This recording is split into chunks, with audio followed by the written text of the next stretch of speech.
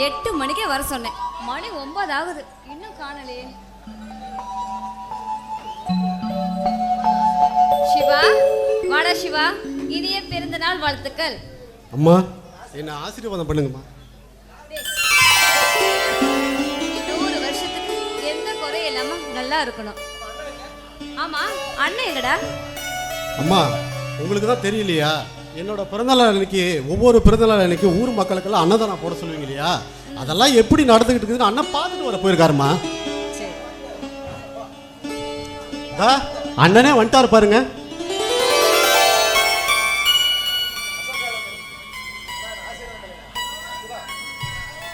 அண்ணா, என்ன ஆசீர்வாதம் பண்ணுங்க. நல்லா இரு சிவா. அண்ணா, என் பிறந்த நாளைக்கு வெறும் ஆசீர்வாதம் மட்டும்தானா?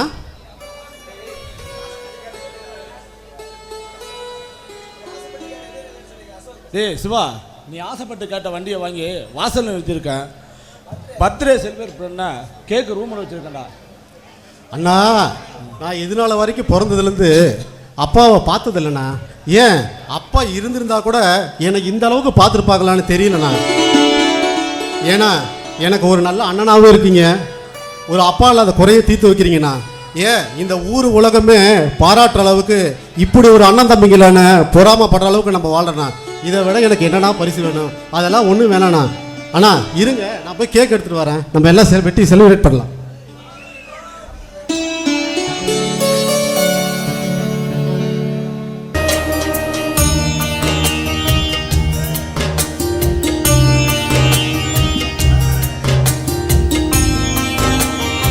வாங்கம்மா, கேக் வெட்டலாம்.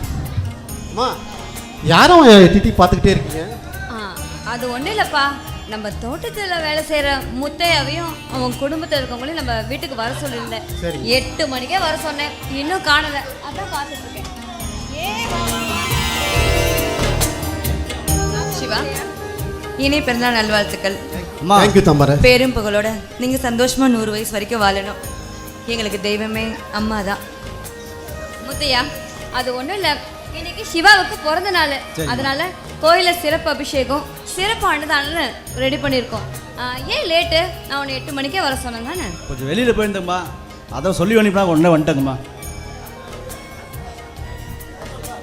சரி, கேக் வெட்டு. அம்மா வாங்கம்மா, டைம் ஆயிடுச்சு, கேக் வெட்டலாம்.